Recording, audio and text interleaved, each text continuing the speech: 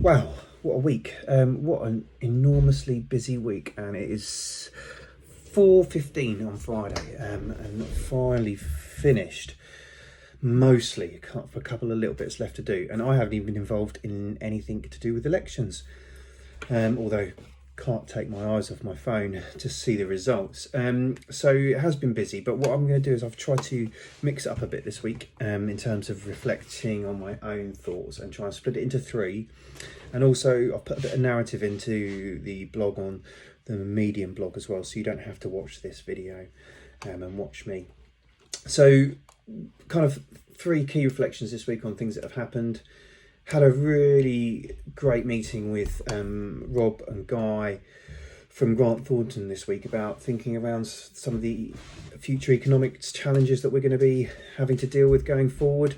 And it's really good to touch base and get some collective thinking around this stuff early. So some of the things, the key points that I've made, and I've made them I'll put them down in the blog so you can read them as well, is around, cross-skilling those people who are already potentially lost jobs or in vulnerable industries where essentially those jobs aren't there. And I think that this is a key part where we can intervene as a public sector and also try and understand how we use data better to ensure that we understand where those areas are and what the skills and the emerging skills are.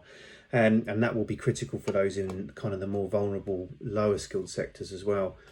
One of the big concerns that I've got, I think, going forward is supply chain failure, certainly within SMEs. And that's not just from a local government perspective, but also from those involved with, the potentially core parts of economic recovery, especially construction skills and house building.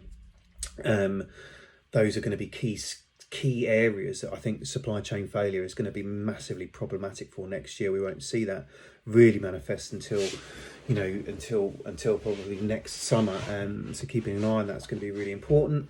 Other skills I've been thinking about recently around the zero carbon agenda is, we have to be really careful that some of the good stuff that's been happening around that, some of the clean tech work as well, is not lost. And we there's a potential opportunity for cross-skilling there around areas that could kind of scale up into those demands as they go forward. So that will be probably an interesting piece to look at. And obviously one of the key things is behaviour change in off the back of COVID-19 really, and what people are doing, especially around movement. People kind of, I know that we're a fifth down. I think only a fifth of the workforce is now returning back into Cambridge, as a city, and that's after 6 months. So you think about that as pretty profound really in terms of movement. I mean, obviously it's not going to stay like that long term, but it will have effects. So I think we need to start doing things now, and certainly getting some live data, at least so we can make our projections and modelling a little bit more accurate. Middle of the week was great team wise. Had our first kind of inaugural meeting of our Greater Cambridge Local Plan digital plan team, who was going to try and take some pilots forward.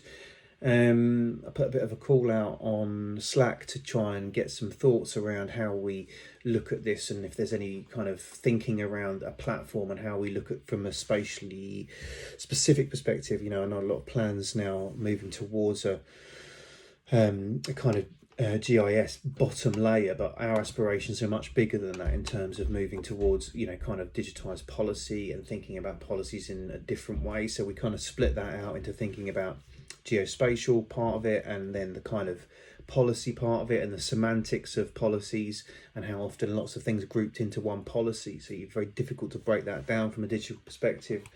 There's a bit more detail in the text in the blog on that. So that was really good to get that work started, and we're going to start mapping that out as we do some pilot projects. And I might set up a little quick group on here, or might link you to somewhere where we can start potentially drafting a little bit of a playbook for what we're doing, if that's helpful for people.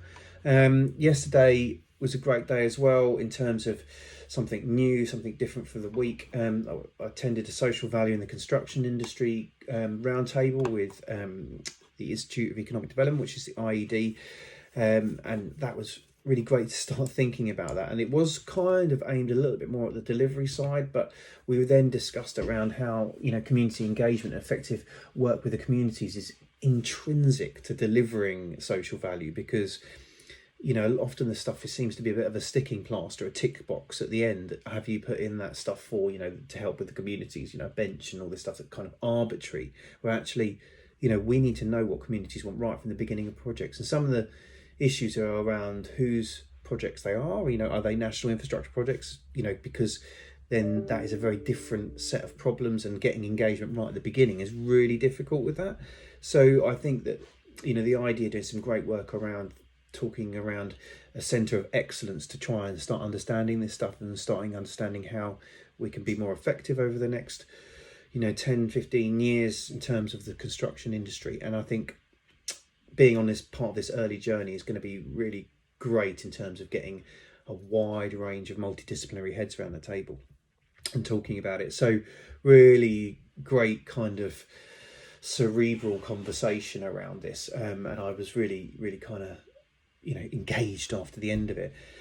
So they were the key ones I wanted to touch on. Obviously there's been loads of other stuff, notwithstanding obviously the elections and everything else. I haven't really had time to think about anything, because every spare moment I've been checking my phone to see what's happening. I think it's the first time I've had such a real interest in the election over the other side of the pond.